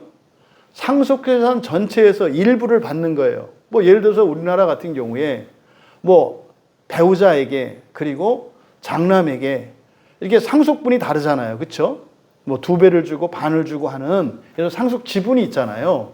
그거를 이 클레로 노메오 상속을 받는다. 그러니까 상속 지분을 받는 걸 말해요. 그러면 그리스도인들은요, 하나님 나라의 상속분이 있어요. 그러니까 예수를 믿어. 그러니까 세례를 받고 그리스도인이 됐어요. 그럼 그 사람들은요, 1차적으로 전부 다 그 하나님 나라에 자기 상속 분량이 있다 이 말이에요. 여러분의 몫이 다 있다고요. 그런데 보세요. 그 상속과 관련해서 대표적으로 성경에 등장하는 인물이 에서와 야곱이에요. 원래는 에서가 장자였기 때문에 아버지 이삭의 모든 재산에 대한 상속권이 다 있었죠. 근데 그걸 팔아먹었잖아요.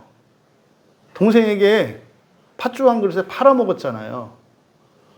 그러니까요, 그 상속권이 그 사람이 꼭 그걸 받는 건 아니에요.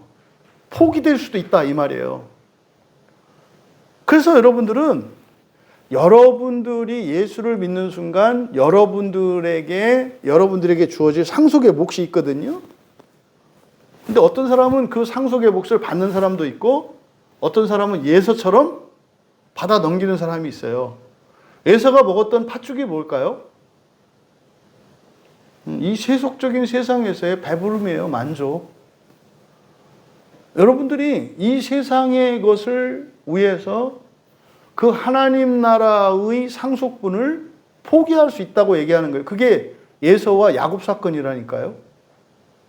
이걸 마치 나는 그렇게 않는다? 뭘 안 그래? 다 팥죽 달라고 그거 대부분 다 팔아 넘겨요. 많은 사람들이. 이걸 여러분들이 아셔야 된다. 여기서 이 클레로노메오라는 이 말을 가지고 생각을 하면서 교회의 세속화, 가정의 세속화가 여기서 일어났구나. 왜냐하면요, 요즘에 가정이 왜 이렇게 막 분열되고 그러는가를 이 단어와 관계해서 생각을 해보니까요.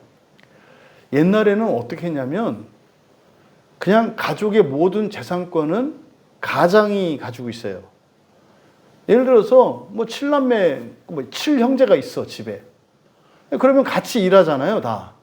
그래서 같이 농사 짓고, 같이 뭐 고기 잡고, 이렇게 해서 수확을 다 하잖아요. 그러면요, 재산이 각자 나뉘어지는 게 아니라 그냥 한 재산이 돼요. 근데 그 재산이 나중에 어떻게 돼요? 아버지가 죽을 때 아들들에게 이렇게 나뉘어지죠. 그러면은 이제 독립돼서 또 그 가정에서는 하나로 재산이 하나 되었다가 또 자손들에게 나뉘어지잖아요. 지금은 어떻게 돼요? 지금은 재산이 하나로 되어 있나요? 아니죠. 그러니까 그 탕자처럼 각자 소유 아니에요. 각자 소유잖아요. 그러니까 가정이 해체가 되는 거예요. 예전에는 어떻게 해요? 재산권이 아버지에게 있고 아버지에게 상속권이 있으니까 부모에게 잘해. 잘한다는 게 뭐예요? 육체의 일들을 제어한다고요. 뭐 때문에? 상속권 때문에. 근데 미리 상속을 다 해놓고 나니까 육체의 일들을 제어할 필요가 없이 다 지 마음대로 해. 성경은 사유재산 제도를 인정을 해요. 하지만 가족 안에서 일어나는 재정 분리는 이게 사실은 가정을 해체하는 중요한 원인이구나라는 것을 알게 됐어요. 이 클레로노메오라는 단어를 가지고 이제 그런 생각, 이건 좀 이제 가외로. 그럼 여러분, 그래서 이 클레로노메오가 성경에 17번 사용되는데 이건 전부 구원과 관련되어진 굉장히 중요한 구절들이에요. 그러면 먼저 여기서 하나님의 나라 그랬는데요. 하나님의 나라 할 때 정관사가 붙을 때 하나님의 나라 할 때는 흔히 사람들이 말하는 절대 주권자이신 하나님이 주인인 나라. 그때는 정관사가 붙어요.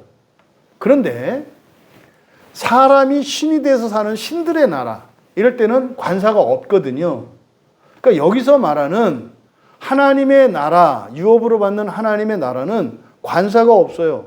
그래서 바실레이안 떼우 그래가지고 신의 나라 이렇게 되거든요. 그러니까 신들의 나라다 이 말이에요.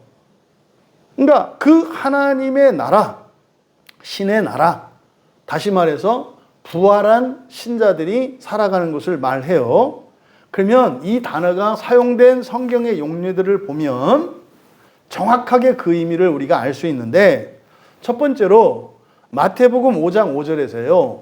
온유한 자에 대해서 말씀하거든요. 온유한 자는 복이 있나니 그들이 땅을 기업으로 받을 것이요 그래요. 땅을 기업으로 받을 것이요. 근데요, 그들이 기업으로 받는 그 땅이 이 세상의 땅이 아니라는 것을 받을 것이요, 기업으로 받을 것이요 할 때 여기에 사용된 단어가 바로 클레로노메오예요. 그러니까 온유한 자에게 약속된 그 땅은 여기 지구에 있는 이 땅이 아니라, 이 세상의 땅이 아니라 뭘 말한다? 하나님의 나라의 땅을 말한다 는 것을 알 수가 있어요. 이것을 구약의 가나안 땅의 12지파가 차지한 그 분깃이 예표한 거예요. 그러니까 가나안 땅은 무엇을 예표한 거다? 하나님의 나라, 부활한 이후에 신이 된 그리스도인들이 받게 될 하나님의 나라의 분깃의 예표가 가나안 땅이라는 걸 알 수 있어요. 두 번째로 마태복음 19장 29절에서 예수님께서요, 그리스도인들이 이 세상을 사는 동안 예수님의 이름을 위해서 희생하고 헌신한 것에 대해서 여러 배로 받고 영생을 상속할 거라 그래요. 어떻게 해요? 여러 배로 받고 영생을 상속할 거라 그래요. 그럼 이때 여러 배로 받고 영생, 여러 배와 영생, 이것이 의미하는 게 바로 뭐다? 하나님의 나라를 의미하는 거예요. 욥기의 끝에서 2배로 받는 그것은 무엇에 대한 얘기라고요? 부활에 대한 얘기고 하나님의 나라에 대한 이야기예요. 그러니까 이 세상에서 내가 헌신했으니까 내 필요를 하나님이 2배로 채워주고 이 세상에서 물질적으로 육체적으로 어떤 복, 이거는 참으로 어리석은 거고요. 예수님이 말씀하신 그것은 뭐다? 바로 하나님의 나라의 복을 말하는 거예요. 세 번째로 마태복음 25장 34절에서 그 나라는 이미 예비되어 있는 나라라고 해요. 뭐라고요? 이미 예비되어 있는 나라. 그러면 예비되어 있는 나라인지 어떻게 알까요? 거기에 보면은요, 우리말 성경에 마태복음 25장 34절에 보면은 창세로부터라고 번역되어 있어요. 이게 잘못 번역된 거라고 예전에 말씀을 드렸어요. 그래서 창세로부터라고 번역되어 있는데 이거는 아포 카타볼레스 코스무. 그러니까 이거는요, 그대로 직역하면 세상이 타락한 이후로부터라고 해야 돼요. 그러니까 예비된 나라라고 했을 때 맨 처음에 예비되었던 하나님의 나라가 어디라는 걸 알 수 있어요? 에덴 동산이에요. 창세기에 에덴 동산이라고 나와. 에덴 동산이 바로 뭡니까? 하나님의 나라로 예비되어진 곳이 에덴 동산이라는 것을 알 수가 있어요. 왜요? 네, 마태복음 25장 34절에서 그렇게 말씀하니까. 네? 그래서 세상이 타락한 이후로부터 이미 예비되어 있는 나라. 또 마가복음 10장 17절, 이제 누가복음 18장 18절에도 이 본문이 있는데, 이제 영생이 의미하는 것이 성경에서 말하는 영생, 영원한 생명, 이게 의미하는 게 하나님의 나라라는 것을 마가복음 10장 17절에서 말씀해요. 이렇게 하거든요. 선한 선생님이여, 내가 무엇을 하여야 영생을 얻으리이까? 이렇게 물어봐요. 무엇을 하여야 영생을 얻으리이까? 그때 얻으리이까? 크레로 노메오가 사용돼요. 그러니까 이 크레로 노메오는 하나님 나라의 기업을 받는 것과 연결된다 그랬어요. 근데 이 부자 청년이 하나님의 나라가 뭔지 몰라. 그것을 이 사람은 뭐라고 말한 거예요? 영생이라고 말을 한 거예요. 그러니까 영생이라고 하는 게 뭡니까? 불멸의 존재가 되어서 완전한 하나님의 나라를 살아가는 게 영생이라는 거죠. 그래서 하나님의 나라는 거저로 은혜로만 받는 나라가 아니에요. 무슨 말이냐면 모든 신자들이 똑같이 받는 나라가 아니다 이 말이에요. 왜요? 이어서 예수님께서 뭐라고 하셨어요? 내게 있는 것을 다 팔아서 가난한 자들에게 주라고 말씀하셨거든요. 그러면서 뭐라고 그랬어요? 하나님의 나라를 상속받는 게 결코 쉽지 않다. 그러니까 이 세상의 욕심을 가지고는 불가능한 나라다. 이 세상에 대한 모든 욕심을 버려야 그 나라를 얻을 수 있다. 이렇게 말씀을 했거든요. 결단코 하나님의 나라는 예수 믿는 사람들이 동시에 받는 거 아니고요. 뭐 많이 안다고 이렇게 받는 게 아니고요. 그거는 분명히 이 세상에 대한 욕심과 집착을 버린 사람들에게만 이루어지는 거라는 것을 말씀해요. 또 영생과 관련해서 누가복음 10장 25절에서 28절, 이럴 때 이제 하나님이 우리 마음을 얼마나 잘 알고 계시고 우리들을 얼마나 꿰뚫어 보시는지를 알 수 있어요. 왜? 그렇잖아요. 그럼 하나님의 나라 가려면은 내 재산을 다 팔아서 다 남줘야 되고 이 세상에 대한 욕심을 다 버리지 않으면 들어갈 수 없다고 말씀했다. 그럼 여러분 중에서 하나님의 나라에 들어갈 자가 있겠어요, 없겠어요? 심각한 문제예요. 심각한 문제예요. 여러분이 이 세상에서 사랑하는 모든 것, 여러분들이 이 세상에서 소중하다고 여기는 모든 것, 이거를 쓰레기와 같이 다 여기고 버릴 수 있어야 그 나라에 들어갈 수 있다고 말씀한 거예요. 여러분의 꿈, 여러분의 즐거움, 그 모든 거를 다 버려야 한다는 거예요. 그랬을 때요, 절망할 수밖에 없지 않겠어요? 그런 우리를 아시고 누가복음에 가서 다시 똑같은 영생에 대해서 말씀을 하시는데, 영생을 얻는 것이 하나님 나라의 몫을 받는 것임을 마찬가지로 설명하시면서 누가복음 10장 25절과 28절에서는 사랑의 계명으로 말씀하세요. 하나님 사랑과 이웃 사랑이 하나님 나라를 상속받는 것이라고 말씀하면서 그 여리고로 내려가다가 강도 만난 그 사람에 대한 이야기를 하시는 거예요. 그러니까요, 만약에 여러분 중에 누군가가 여러분의 모든 재산을 다 팔아서 누구에게 줬다면 그 사람은요, 하나님 나라에 들어갈 수 있어요. 왜요? 예수님이 말씀하셨으니까. 그때 꼭 그렇게 해야만 된단 말입니까? 아니래요. 아니래요. 그렇게 할 수 있는 사람은 하고요. 그렇게 할 수 없는 사람도 들어갈 수 있는 길에 대해서 얘기하신 것이 누가복음 10장 25절과 28절이에요. 그럼 여러분, 그 여리고로 내려가다가 강도 만난 사람에게 그 지나가던 사마리아인이 자기 재산 다 줬나요? 아니잖아요. 뭐 했어요? 사랑했잖아요. 그러니까 자기의 재산을 가지고 자기의 힘과 능력을 가지고 어려움에 처해 있는 사람들을 뭐 하면 돼요? 도우면서 살아가면 그 나라에 갈 수 있다고요. 제가 딱 지금 제 머릿속으로 떠오르는 어떤 사람이 있는데, 다행이다 할 것 같아요. 어떤 사람이. 바로 앞에서 전 재산을 팔아서 다 줘야 하나님 나라 갑니다. 그랬을 때 막 머리가 지끈지끈하고 막 화가 났을 건데, 이제 누가복음 말씀을 딱 들으면서 아유 다행이다. 이제 어떤 한 사람이 딱 떠올라요. 여러분, 바울 사도께서 예수님께서 말씀하셨던 요 내용을 지금 말하고 있는 거예요. 하나님의 나라에, 여기서 하나님의 나라를 유업으로 받지 못할 사람들이 있다라고 하는 것을 풀어서 말씀하시는 거예요. 뭐에? 갈라디아 교회의 그 상황에 맞추어서. 근데 이 말씀을요, 고린도 교회에도 주셨어요.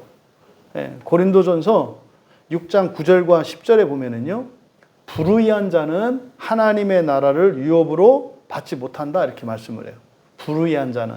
그럼 여기서는 15가지로 쭉 육체의 작용들에 대해서 15가지로 쭉 나열을 했잖아요.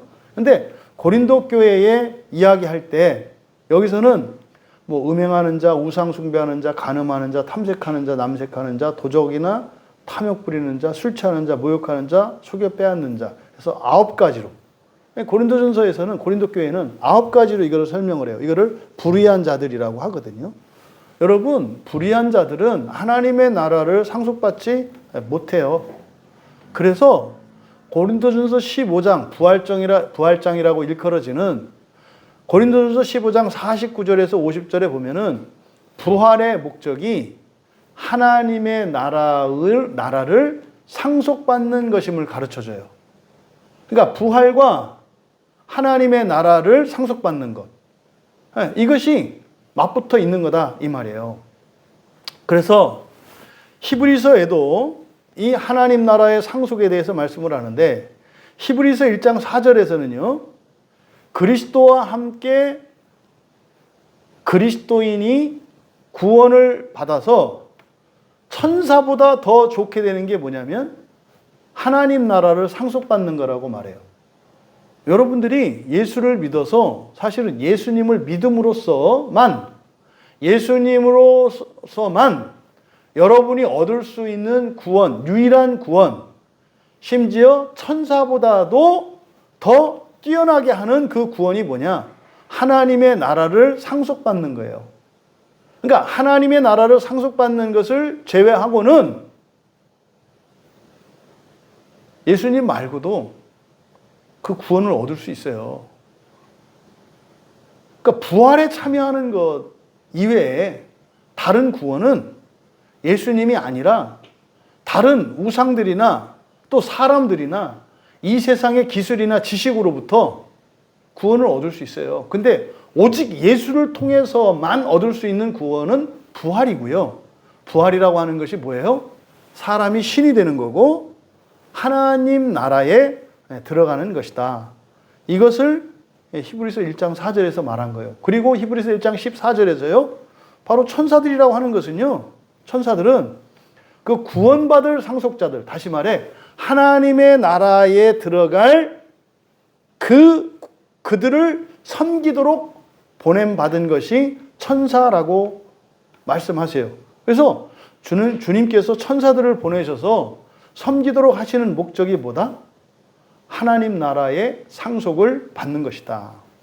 그래서 히브리서 6장 12절에서는 게으르지 않고 믿음과 오래 참음으로 말미암아 그 약속들을 기업으로 받는 자들을 본받아라 그래요. 여러분, 왜 어떤 신자가 순교를 당하고요? 왜 어떤 신자가 참고 살고요? 부당한 대우를 왜 받으면서 살아요? 바로 하나님 나라를 기업으로 받기 위해서 그랬다고 히브리서 6장 12절에서 말한 거예요. 이어서 14절, 히브리서 6장 14절에서 17절에 거쳐서 신자라 할지라도 하나님 나라의 유업을 다 똑같이 받는 것은 아니다라고 말을 해요. 여기서 이제 에서가 야곱에게 장자의 명분을 판 사건을 언급을 하죠. 그리스도인 된 여러분들이 왜 예수를 믿어요? 하나님의 나라의 유업을 얻기 위한 것이에요. 여러분들이 왜 예배를 드리고 시간을 구별하고 또 여러분의 생각이나 세상 사람들의 어떤 기준을 따르지 않고 성경의 기준을 따라요? 하나님의 나라의 유업을 받기 위해서예요. 여러분이 신이 되기 위해서 그렇게 살아가는 거예요. 그러면은요, 현재 여러분의 어떠한 형편도 그것에 방해될 게 없어요. 그런데요, 에서가 팥죽 때문에 장자의 명분을 팔아치운 것처럼 돈 때문에 그걸 팔아치우고 건강 때문에 팔아치우고 관계 때문에 팔아치우고 과거 때문에 팔아치우고 미래에 대한 염려와 거짓 때문에 그것을 팔아치운다고 얘기하는 거예요. 예서가 한 그 행동이 하나님 나라의 기업을 던져버린 것이었다면 여러분들이 현재의 일상에서 일어나는 여러저런 어려움과 필요 때문에 하나님을 원망하고 불평하고 여러분들의 신앙생활을 게을리하는 이유가 되지 않기를 바랍니다. 그렇게 하는 것은 바로 이런저런 핑계 때문에 여러분들이 신앙의 의무와 은혜를 구하는 일에 마음을 다 쏟지 못하는, 그것이 하나님 나라의 유업을 잃어버리는 거라고 말씀을 하는 거예요. 베드로 사도께서도요, 베드로전서 3장 8절과 9절에서 말씀합니다. 마지막으로 말하노니 너희가 다 마음을 같이하여 동정하며 형제를 사랑하며 불쌍히 여기며 겸손하며 악을 악으로 욕을 욕으로 갚지 말고 도리어 복을 빌라. 이게 뭐 원수를 말하는 거예요. 원수를 대할 때 여러분에게 악을 행한 사람에게 악으로 갚지 말고, 여러분을 모욕한 사람에게 모욕함으로 복수해서 갚지 말고 도리어 복을 빌라 그래요. 복을 빌라. 이를 위해서 너희가 부르심을 받았으니 이는 복을 이어받게 하려 하심이라. 여기서 말하는 복이 하나님의 나라예요. 여러분들이 여러분에게 악을 행하는 자, 여러분을 섭섭하게 하고 여러분을 알아주지 않고 오히려 모욕하는 자, 그들을 그렇게 대응하고 나쁜 감정으로 대하지 마시고 그들을 위해서 하나님, 저들도 하나님의 나라의 유업을 위해 살게 해주십시오 라고 기도하라는 거예요. 왜요? 그것이 여러분이 하나님 나라의 유업을 받는 길이기 때문에. 우리가 왜 착하게 살아요? 하나님 나라의 유업을 받기 위함이에요. 그러니까요, 원인이 다른 사람이나 나의 어떠함이 있지 않아요. 원인이 어디에 있다는 거예요? 하나님의 나라의 유업에 있다는 거예요. 그러니까 하나님 나라의 유업의 가치를 알지 못하면 그리스도인이 그리스도인으로 살 수 없고요. 제대로 신앙생활하면서 살 수 없고요. 서로 사랑하며 평화롭게 살아갈 수가 없어요. 마지막으로 계시록 21장 7절에 말도 많고 탈도 많은 신천지에서 얘기하는 이기는 자. 이기는 자는 이것들을 상속으로 받으리라. 나는 그의 하나님이 되고 그는 내 아들이 되리라. 여기서 상속으로 받으리라. 여기서도 바로 이게 똑같은 단어가 사용되고 있는 거예요. 여기서 이기는 자는 뭘까요? 이기는 자는요, 뭐 이만이나 저기 그 따르는 이런 사람들을 말하는 게 아니에요. 뭐 계시록을 들어봤냐, 아냐, 이걸 말하는 게 아니라 뭡니까? 미래 새 창조의 완성, 다시 말해서 부활을 믿고요. 부활을 믿고요. 하나님의 나라의 유업을 믿으면서 살아가는 신자들을 이기는 자라고 하는 거예요. 그러니까요, 믿는 대로 믿는 자들에게 주신다라고 하는 게, 그때 말하는 믿음은 뭐예요? 부활을 믿는 것이고, 부활이 사람이 신이 되는 것이고, 이 세상이 아니라 완전한 하나님의 나라가 이루어질 것을 믿는 것을 말해요. 그때 이기는 자의 믿음은 바로 그겁니다. 그러면은요, 내 아들이 되리라. 그리고 그 나라를 받을 것이다. 여러분들은 어떤 인생을 목표로 살고 있습니까? 여러분들의 기쁨과 슬픔, 성공과 실패, 심지어 참된 신앙과 잘못된 신앙의 기준이 뭡니까? 그것을 말입니다. 하나님의 나라이어야 합니다. 부활이어야 합니다. 그러면 이 세상을 살아가는 어떤 사람도 형편이 똑같은 사람 아무도 없어요. 그 얘기는 뭘까요? 나에게 있는 고통이 다른 사람에게는 없을 수 있어요. 그런데요, 내가 겪는 고통이 없다고 해서 다른 사람들에게는 다른 고통이 없다고 착각하시면 안 돼요. 다 있어요. 그리고 당신이 겪는 고통이 특별하고 가장 크다는 생각하지 마세요. 모든 사람이 다 그렇게 생각할 수 있어요. 이런 생각을 갖고 있는 사람은 어떤 사람이라고요? 육체의 작용 아래에 있는 사람들이고, 하나님의 나라를 팥죽 한 그릇에 팔아넘기고 있다 이 말이에요. 여러분들이 고통과 고난 가운데 있습니까? 그때 여러분의 믿음을 시험하세요. 하나님, 난 지금 너무 힘들어요. 너무 아파요.